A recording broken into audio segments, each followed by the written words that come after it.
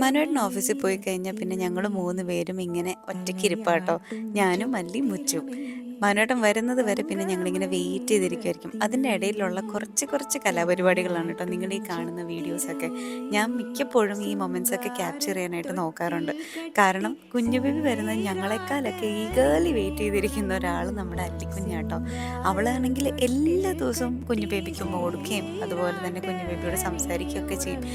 പലപ്പോഴും ഞാൻ ഡിപ്രസ്ഡ് ആയിട്ടിരിക്കുമ്പോൾ എൻ്റെ മൂഡൊന്ന് ചേഞ്ച് ചെയ്യാനായിട്ട് മറ്റാരേക്കാൾ കൂടുതൽ പറ്റുന്ന ഒരാൾ അല്ലിക്കുഞ്ഞ് തന്നെയാണ് കേട്ടോ.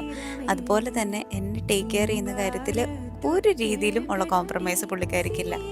എൻ്റെ കാല് തിരുമ്മിത്തരുകയും അതുപോലെ തല തിരുമ്മിത്തരുകയും അതേപോലെ തന്നെ എനിക്ക് ഫുഡ് വാരിത്തരുകയും ഒക്കെ ചെയ്യാനായിട്ട് ആൾ മുൻപന്തി തന്നെ ഉണ്ടാവും കേട്ടോ.